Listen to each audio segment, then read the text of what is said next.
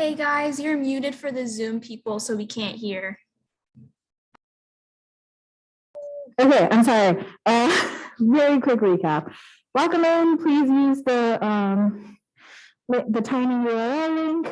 It should be in the chat to sign in. To join our club, just get on the Instagram or GroupMe is also a really good way to stay in contact with us, or our listserv managed by Grace. We have a point system. As always, our points are linked on that Google Sheets on the tiny URL, so you can check on your points and make sure you're getting enough points to be our active member. And an active member status isn't like necessary, but it will get you cool perks like the end of your zoo trip that we're planning. You have until tonight to sign up to become a member of the International SCB. You don't have to pay dues to be a part of it, but we do have funding to provide students access. Fill out the form and we'll give you some more information, and you'll get some really cool perks if you sign up. So be sure to do that if you're interested. It's due tonight. We have a couple upcoming events, so stay tuned for that. We're tree planting this Saturday on the 6th. We have the Santa Fe Zoo on the 13th and our potluck social on the 20th. Those sign-up sheets are also in the doc, and more information about each of them is provided there, but we'll go over it here too. So this Saturday, the 6th at 9:30, we'll be having our tree planting event at Post Springs Park at High Springs, Florida, and we'll be planting about 20 trees. It's about a half-an-hour drive. There's a $5 fee per car to like get into the park, and make sure you bring some water, sunscreen, some closed-toe shoes. They said you'll have some mild paperwork to fill out once you get there, and all supplies will be provided. We hope to see you there. We also have our zoo trip. That's November 13th at 10 a.m. We have a funding for a VIP tour for up to 10 people, as well as general admissions for up to 12 people. That's really exciting. And for the VIP tour, people who are active members or with higher number of points will be prioritized. So make sure you're checking that point sheet to see where you are. And our next GBM is Tuesday, November 16th at 7 p.m. It'll be here or it'll be on Zoom. Be sure to come out. It's a lot of fun. We always have food. And here. And yes, now it is time for our speaker of the night. We have Dr. Samantha Wisely here. She's a professor in the Wildlife Ecology and Conservation Department and has a lab with wildlife disease ecology. And yeah, and is with the Cervidae Health Research Initiative. So yes, welcome, Dr. Wisely. Great, thank you so much. And let's see. Yeah, okay. So can everybody see my screen? Hopefully. Yeah, thank you so much for I'm not screen sharing yet. Sorry. Okay. I think I tried. I think, yeah, here we go. Okay.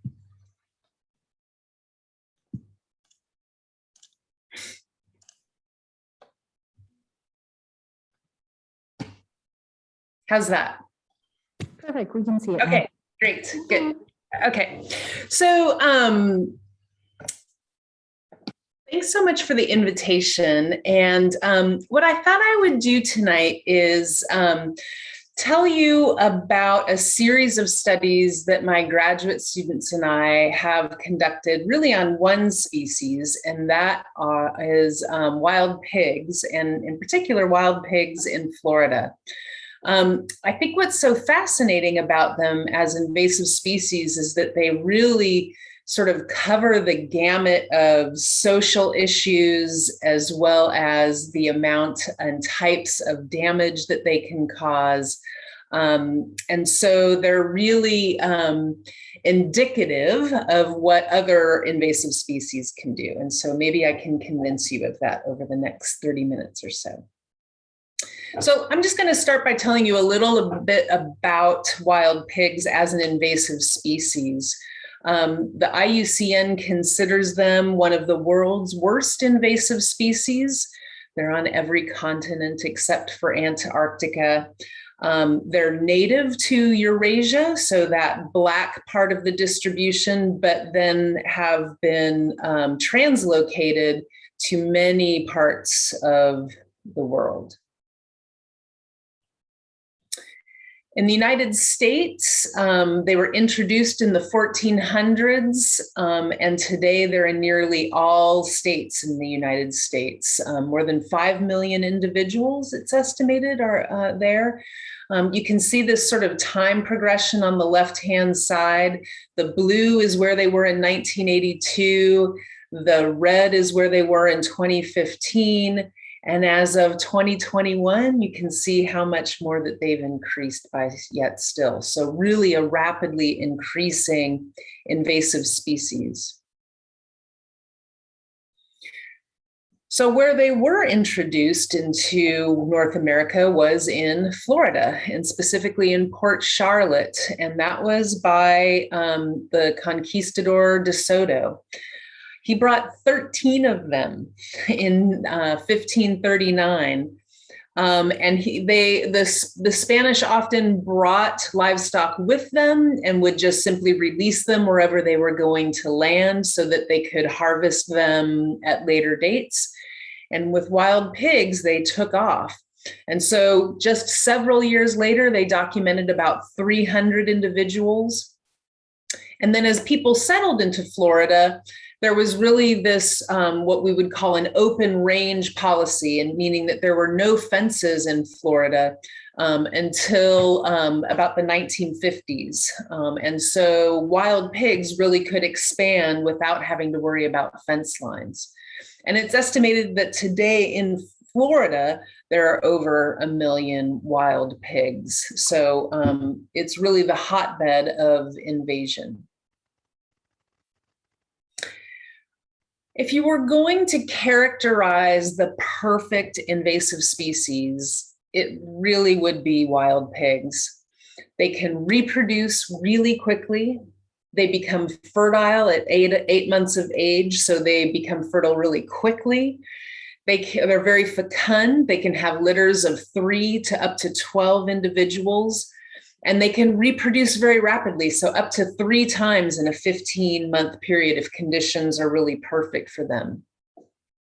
They're also considered a generalist species, meaning that they can eat just about anything. They've been documented eating turtle eggs. They eat peanut crops. They eat native bird species. They'll eat really whatever they come upon that provides them nutrition. And they can live anywhere. So they've been documented in Canada. They've been documented in the Mojave Desert of the southwestern United States. And I mean, this sort of goes without saying, as having seen everything they can do, they're very highly adaptable to new situations. So as habitats change, they can change with them. They're a very intelligent species. So a little bit more about pigs in Florida today. Really, why we have so many pigs today is due to intentional releases. Some of those are legal intentional releases. Some of those are illegal intentional releases. People who raise backyard pigs can have, those animals can escape, and then those animals become fertilized. There's also been the introduction of Russian boar into Florida. So same species, but 2 distinct lineages that exist in Florida. And they've been documented in all of the 67 counties of Florida. So they are everywhere. I think one of the most interesting things about wild pigs, particularly in the southeastern United States, is that there's this real tension between love and hate of the species. So they are embedded in Southern culture and have been for decades, maybe hundreds of years. They are a very popular game species. They're the 2nd most popular game species, second only to white-tailed deer. And our natural resource agencies manage them as a game species. People make a lot of money from outfitting for hunting, and they're even our mascots throughout the southeastern United States. But on the flip side is that they cause a lot of damage. And here's just some examples of very visible damage. What I'll show you throughout this talk is probably some of the more invisible damage, but they do a lot of damage to golf courses. They really do heavy damage to wetland areas. People's yards and irrigation systems get fouled up by wild pigs, and then they do a lot of damage to row crop agriculture. And there's really two sort of main behaviors that drive this. One is rooting behavior. So they use their tough snout to turn over sod and dirt. And that's what you're seeing right here. This is what we would call rooting. And they're looking for subsurface protein. So it could be in the form of rhizotomous plant material. It could be grubs. It could be eggs in some cases for ground nesting birds. But then the other thing that they do is wallow. So pigs do not have a cooling mechanism like people. They don't sweat. They don't have any sweat glands. And so to cool themselves, they have to have water on them. And so that wallowing behavior is to roll around in mud or water to cool themselves down. And they can cause a lot of damage to wetlands in that process.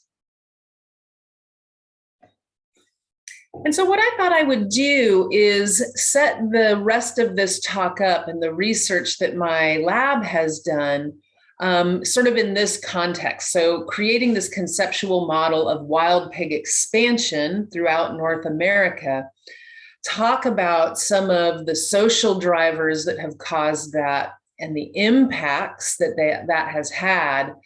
And then I'll talk a little bit about the outcomes of that and what we're trying to do to create this balance. So, you know, the social drivers are really natural resource management. So people manage them as a natural resource who want them on the landscape.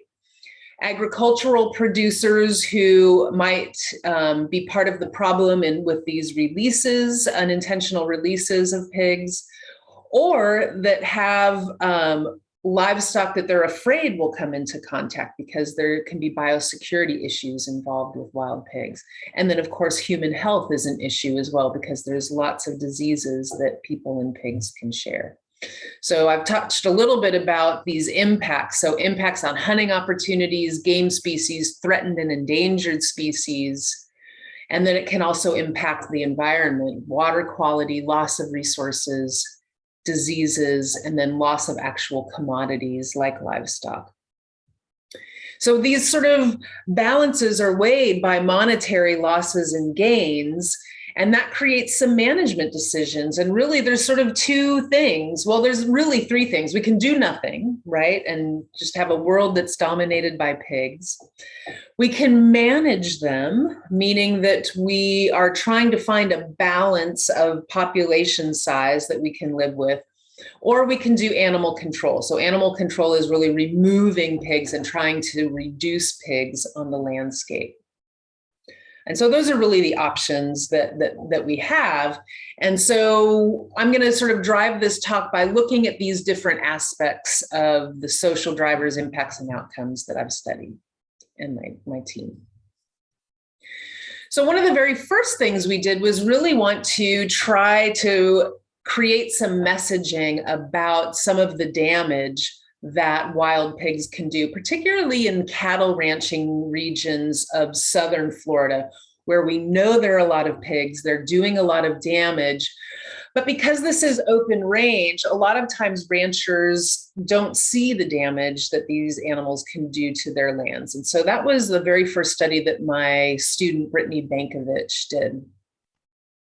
And so on Buck Island Ranch, if you look down here in the bottom right, this is an aerial photograph of some extensive pig damage to foraging pastures. So these are pastures that are seeded for grass that cattle graze on, and these are usually calf-cow operations. And so these dark spots right here are pretty extensive areas that have been really rooted, and it's really just bare soil there. And so what she did is she established some permanent plots in areas that had been rooted, and then paired that with a site that hadn't been rooted pretty close by. And then she monitored those sites for biodiversity and for forage grass for over a year. And so here's her timeline. And so this is one measure that she did, and that was the percent of forage grass in these plots that she was monitoring. And what was pretty remarkable, the take-home message from this graph right here, is that these rooted sites never recovered. The grass never grew back. There was 60% less forage grass immediately after the damage occurred, and there was 60% less forage grass 13 months later. There just wasn't recovery of grass. So this was really, at least over 13 months, a permanent loss of forage grass. So what we did is just do some very simple economic calculations from that. And we took the amount of foraging pasture that is in a 4-county area, the 4 counties that have the most cattle ranching in Florida. So that would be Polk, Osceola, Highland County, and Okeechobee County. Calculated what the area was, and based on this one ranch that we studied, that we were able to determine the proportion of area that was lost to forage because of pig damage. We calculated that region was losing between $2 and $11 million a year in forage, and that would actually be in lost beef production. So animals were not putting weight on because they were losing forage grass per year. So 12,000 fewer cattle could be supported due to this loss. So that was really a message we wanted to take home to these cattle ranchers, thinking about how they might be able to start controlling animals. We also really wanted to think about how cattle and pigs were interacting, because they do share a fair number of diseases that are similar. And in the winter time in South Florida, when there's not a lot of forage production because it gets cooler, animals are supplementally fed with molasses. And so what I'm pointing at here is this molasses tub. And you can see, so this is a remotely triggered camera, that there are pigs right alongside cattle here. And I don't have a picture of it, but there will be pigs with all feet inside of these supplemental feeding bins. And you can actually hear them slurping up the molasses. And so we just sort of very simply documented over the course of a day how many minutes these animals were at a feeder. And really, because what we really wanted to know is how much overlap there was and potential contact between livestock and these feral swine, because a lot of these pathogens that we're talking about can be transmitted by saliva. So if they're sharing a food resource, they can also be sharing pathogens. We also documented by excluding cattle, but allowing pigs to consume, just figuring out how much they were eating. And they consumed up to 40% of that supplemental feed. And indeed, you can see that there were certain times of the day, particularly right around dusk, where there was a lot of overlap between these two species at these supplemental feeders. So we were really able to show that there was a loss of resources for ranchers and the potential for disease transmission in this system. So really sort of the next thing we wanted to think about was think more clearly about the diseases of wild pigs and some of the implications that could have, say, for natural resource management, and in particular on threatened and endangered species. And also on human health as well. And so there's no shortage of pathogens that can be shared between pigs and other species.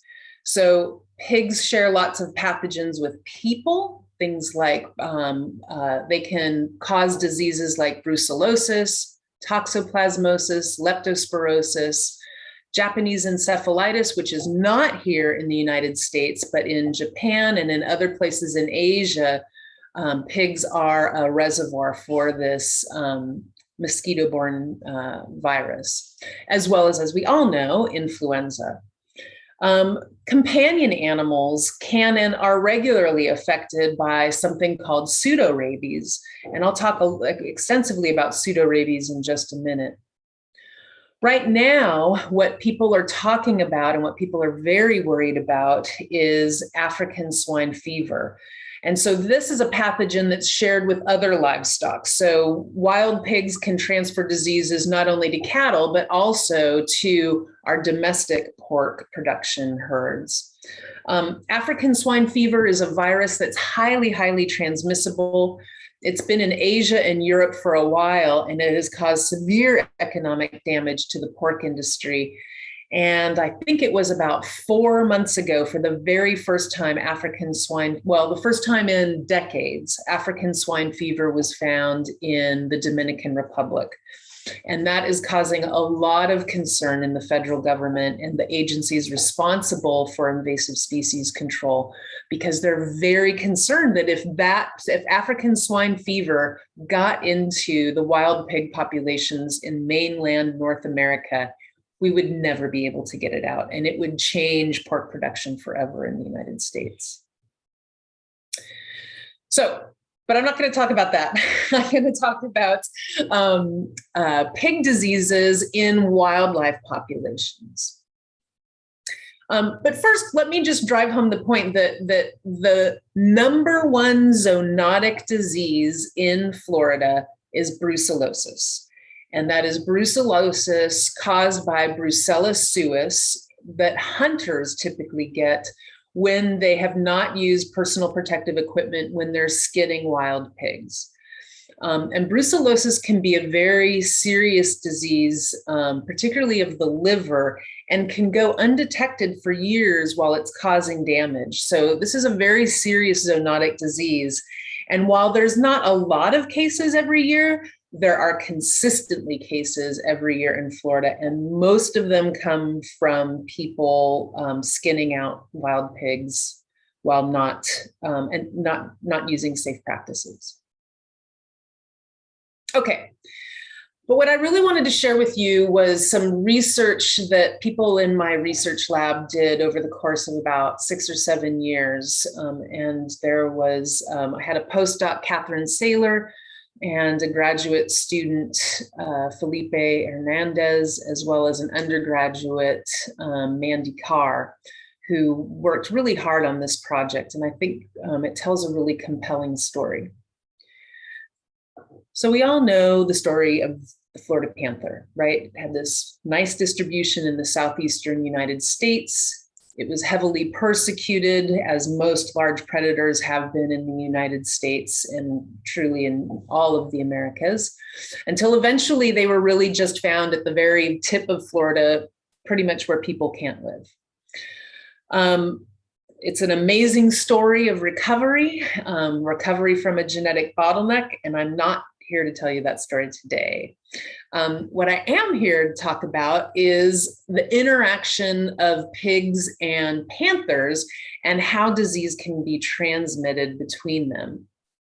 So panthers eat wild pigs. And in fact, in parts of Florida, it is the #1 dietary item of Florida panthers. So this sustains them in a way where many other prey can't, particularly in light of Burmese pythons coming onto the scene and decimating a lot of the other prey items of Florida panthers in South Florida. But wild pigs have a native pathogen to them called pseudorabies. It's a poor name because it's not related to the rabies virus. It's actually a herpes virus. And so this herpes virus, like most herpes virus, in the species in which it evolved, is not particularly pathogenic.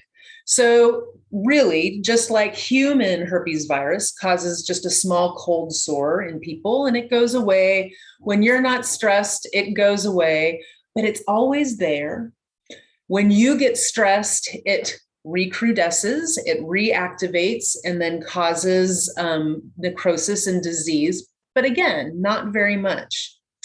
Kind of the insidious thing about all herpes viruses, and this is true of pseudorabies, the herpes virus of pigs, is that when it gets into other species, it's highly deadly.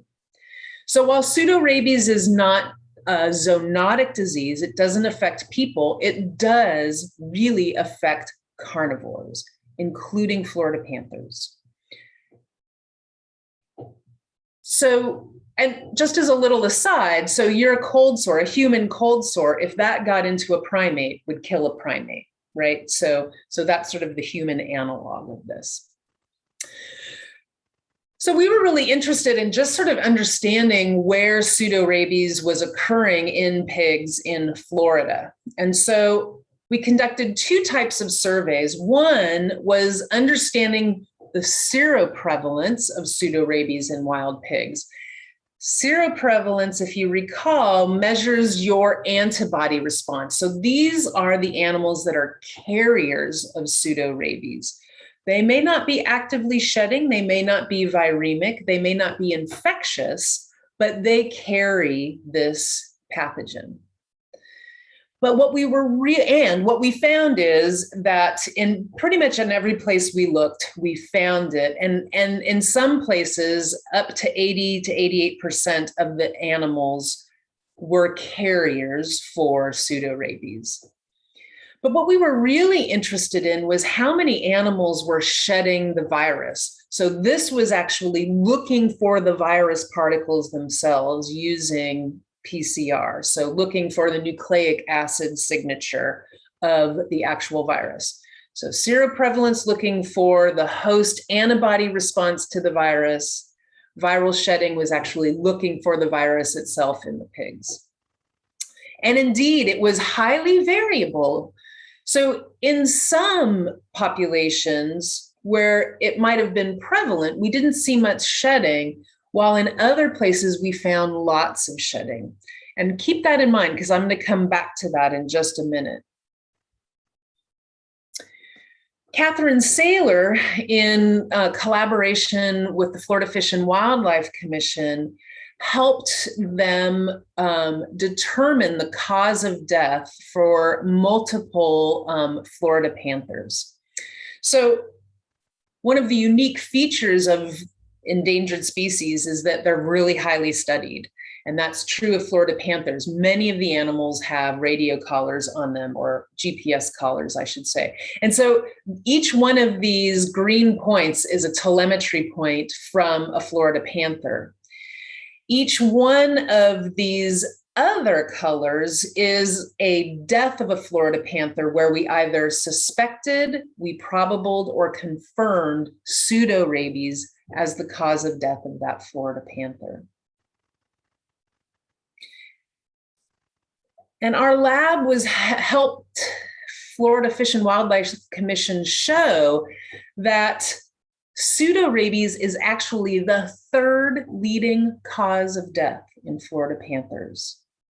First leading cause of death, intraspecific aggression, male-on-male aggression, or males killing juvenile animals. Vehicular collision is number 2. Infectious diseases writ large are number 3, but we've now shown that a lot of those didn't know what they were are actually pseudorabies.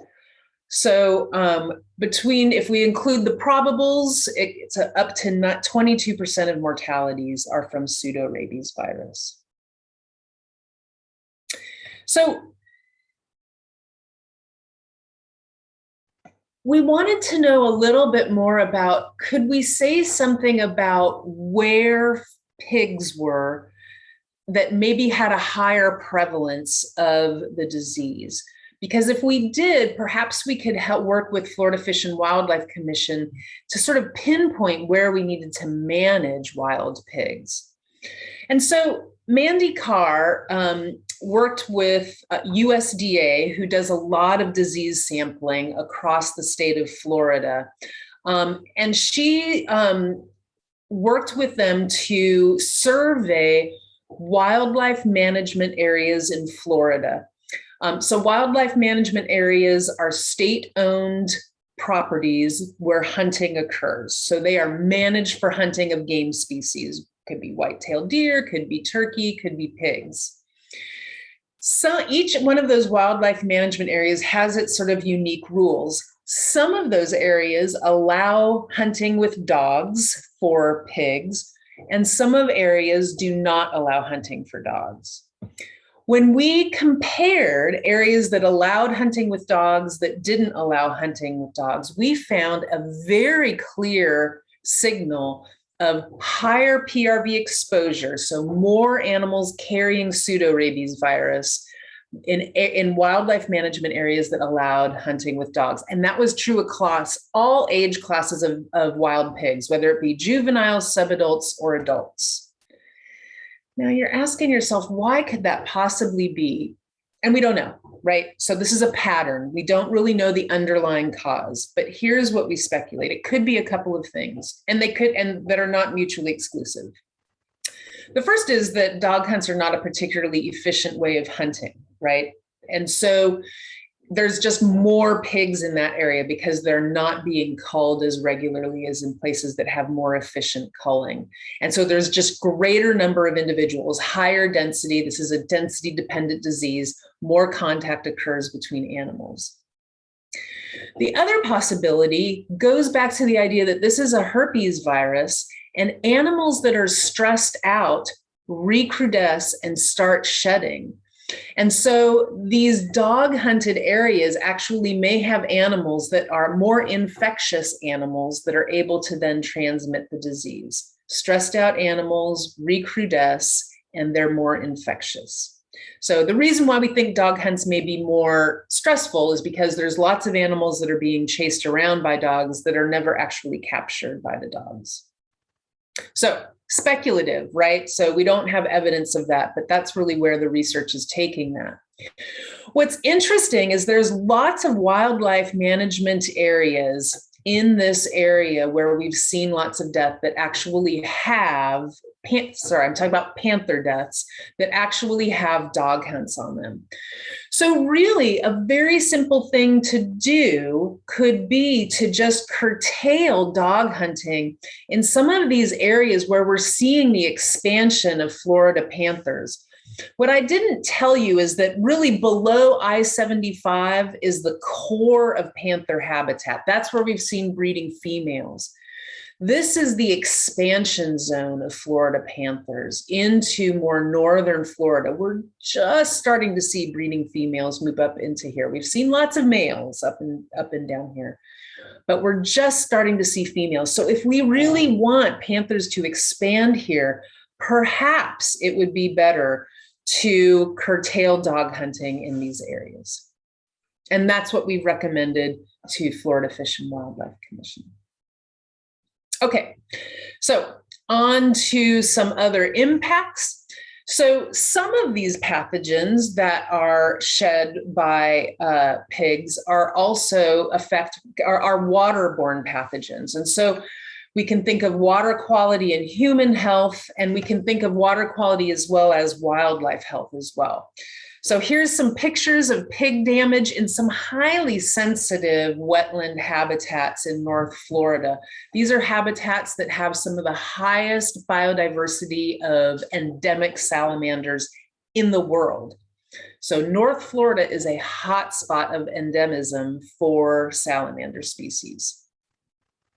And so wild pigs can impact water quality really in three different ways. They can increase the sedimentation so that there's actually not running streams anymore.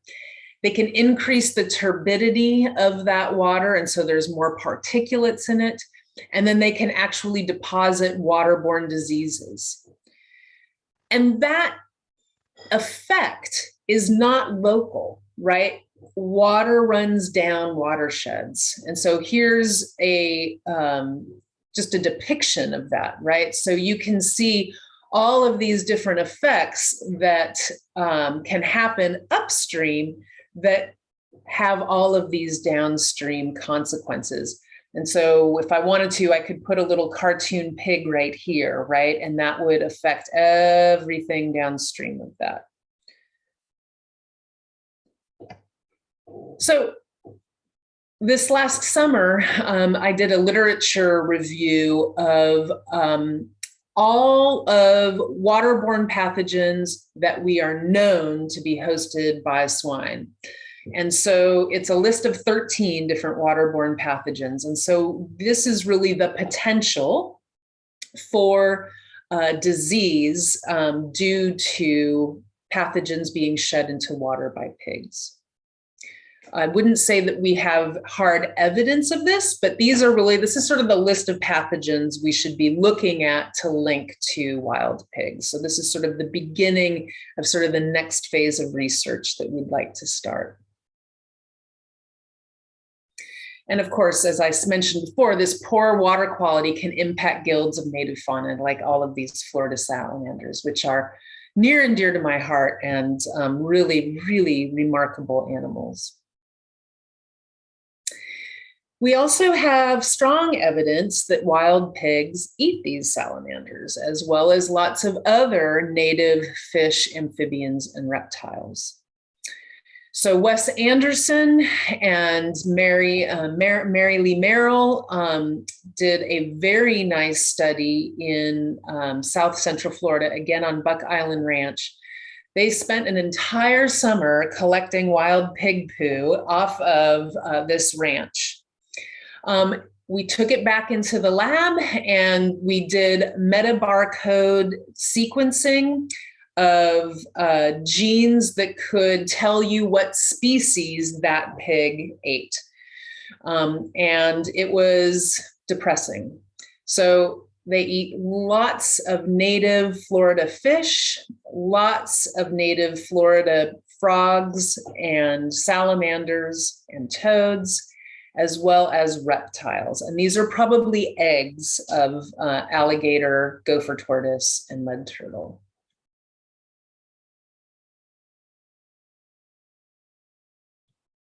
So impacts are pretty big, both to threatened and endangered species and to water quality. So that's sort of where we are and where we're going in terms of continuing to monitor impacts. But I also wanted to just share with you a little bit about outcomes and how what we're trying to do to slow this down and what are sort of some of the impediments to that slowdown as well. Because remember, there's this tension, right, between increased hunting opportunities and loss of resources that affect the downstream management decisions. And that is highlighted, that conflict is highlighted by at least 3 of the agencies that are charged with managing wild pigs in Florida. So each one of these has responsibility for pigs in Florida. So Florida Fish and Wildlife Commission manages all of the wild pig hunts on public lands. So I told you a little bit about wildlife management areas. On some wildlife managements, there's actually bag limits so that there's always a high population of wild pigs on certain wildlife management areas. Some allow bow hunting, some allow dog hunting, some allow firearms. So they very tightly manage wild pigs on these lands. Florida Department of Agriculture and Consumer Services is responsible for helping people manage wild pigs on private lands, because the way wild pigs are regulated is that if a wild pig is on public land, it's considered wildlife. And if a wild pig is on private land, it's considered agriculture. And because it's considered a livestock species. And so these wild pigs, if they're on your private land, can be legally sold and transported live around the state. And that would be transported to other areas, typically for hunting opportunities. Sometimes it's for meat. So sometimes they send them to abattoirs where they are processed for meat. Almost always it's for live hunts. And then USDA is charged with animal control. So when these animals become a problem somewhere, USDA is charged with controlling, for depredating those populations down. So you can see that each one of these agencies has very different guidelines for managing them. And until very recently, they really didn't talk with each other very much. But fortunately, in 2018, USDA really took the initiative. The state director of USDA APHIS, Animal Plant Health Inspection Service, formed the Florida Wild Pig Task Force. And so in addition to members of these agencies, there's academics on it. I sit on the Wild Pig Task Force, as well as lots of other people. And that has really greatly increased the communication, and even helping certain agencies even understand what the other agencies do and what their mandate is. So sort of the fourth pillar of people that we haven't talked about yet at all, that really we also need to get on board, are indeed these private landowners who are interested, it seems like, in controlling animals. So I pulled this screenshot from the television, or from a news article. Manatee County community says they have a growing pig problem. And it was this homeowners association that was just getting demolished by wild pigs. And not knowing what to do. And so there's several extension specialists that are faculty members. I'm one of those who really want to target two groups of private landowners: homeowner associations, HOAs. So, and in Florida, there's lots of homeowner associations that own a lot of land. So there are homeowner associations where people own 5-acre, 10-acre, 30-acre tracts of land. And maybe they don't do any livestock or agriculture on them. They just have these sort of native lands for recreation. But then also there's cattle ranchers who do own a lot of property and oftentimes don't manage pigs. So really our first step is just to simply conduct a survey of the needs and attitudes of these two groups, so that we have a better understanding of where they are. And that if they want to do animal control, if they want to remove animals from their property, what are the impediments to that control? Do they not know how? Do they not want to do it? Do they not know anybody who can do it? What are they?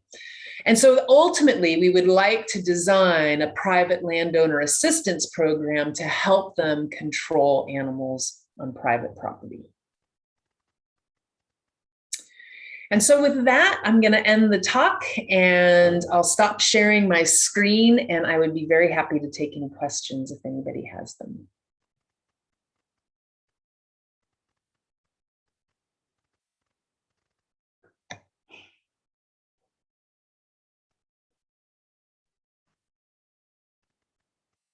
Hello. Hello. Thank you so much. That was a really interesting presentation. I have a couple questions if no one else has any. I can start off. You had described the feral pig. I just had a question about like the ecology, like how they do consume a lot of native animals. I was wondering if there was like a native animal that it like directly competes with, like that also eats the same things, or is it just like a generalist that like feeds on a lot of things? Yeah, and I can't really think of a generalist. People do talk about them competing with turkey, as well as competing with white-tailed deer for forage, particularly of mast. So oak mast in the fall. Those are two species that really rely on that, and that pigs consume a lot of. And I saw a question in the chat. What, in your opinion, is the best way to control pig populations? So there's been some very interesting studies that show that wild pig populations very quickly grow at an exponential rate. You saw they can produce 3 litters in 15 months. Those litters can be up to 12 individuals each.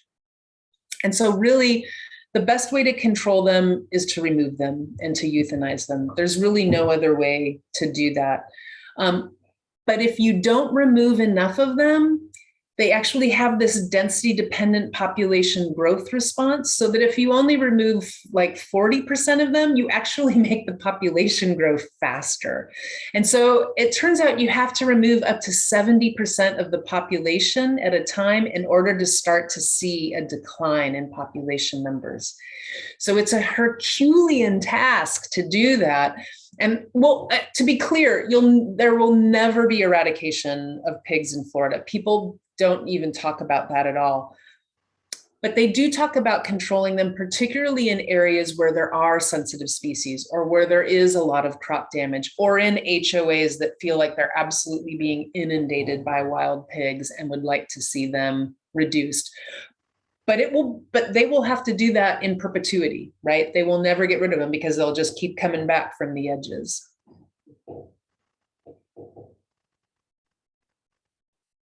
We have a question in the room. Comparable impacts between feral pigs and feral cats, both socially and economically. Well, that's a good question. So yeah, I definitely do. So I think that there are socially, I think there's sort of the two camp approach, the people that are very pro, right? And the people who are very against. And so it creates conflict. I think sort of ecologically, I don't know about economically, but ecologically, there's this really interesting situation in Monterey Bay where there's feral cat colonies above, sort of in the, above the bay. Those feral cats have Toxoplasma gondii.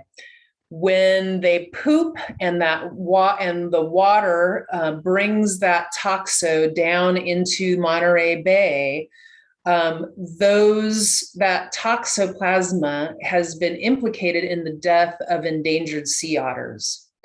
And my concern is that there could be similar situations happening with feral pigs and, sort of dispersing their diseases around watersheds as well. Great question. We have a question in the room. Yeah. Hi, so you were talking about how the hogs have become a really big part of the diet of like Florida panthers. I was wondering what you thought potential, because obviously they're not going to be entirely eradicated, like how decreasing the population of hogs will impact Florida panther populations if they've become kind of reliant on them as like a main source of food. Yeah, exactly. And I think you've hit sort of the conundrum there. And it goes back to what I was saying about control efforts being very locally managed. So I don't think people are talking about reducing population sizes, particularly in that area where Florida panthers are increasing into sort of the Highland Okeechobee area. But what I would like to see them do is manage pigs in such a way that it doesn't increase the incidence of pseudorabies, right? Mm-hmm. So maybe you don't have dog hunts in that area. Maybe there's other ways that you could reduce pseudorabies. Maybe you have a vaccination program for pseudorabies in that area. There's things to consider. But no, I don't think anybody's talking about reducing the population size of pigs where there are panthers. Okay, thank you. Mm-hmm.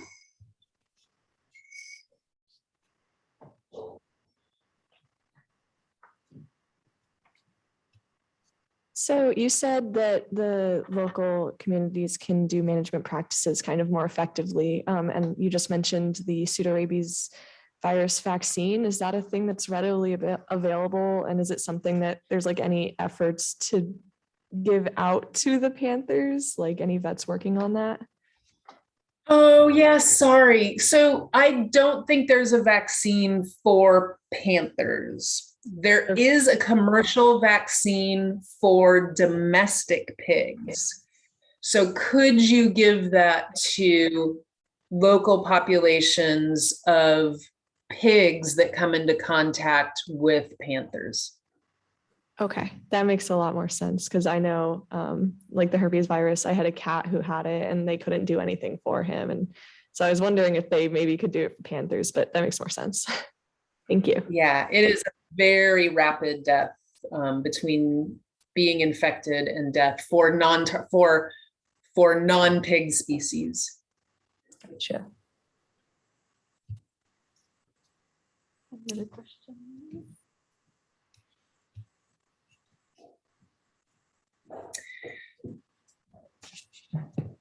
So there's a question here that the increase in the feral pig population has reduced male-male competition in Florida panthers.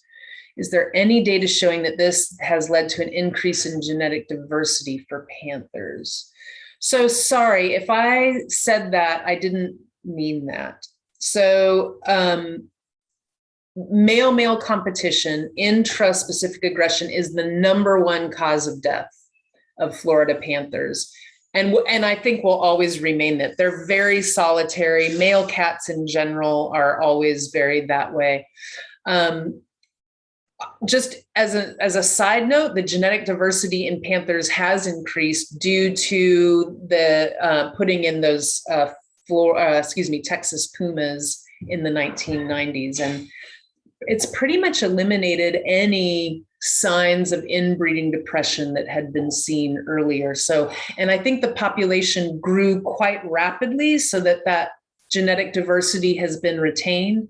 So I don't think people worry so much, at least right now, about genetic diversity. Maybe in the future, especially at that sort of leading edge, if there's some isolated populations, there might be discussion in the future again of genetic rescue. But not right now.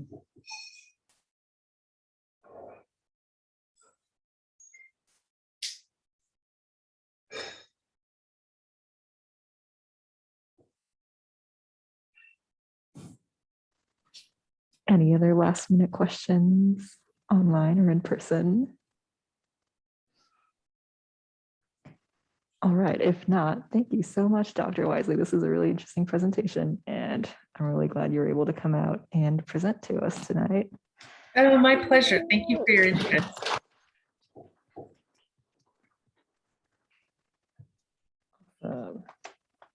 Well, I hope everyone has a good night, and we'll hopefully see you at our next meeting. Bye. Have a good night.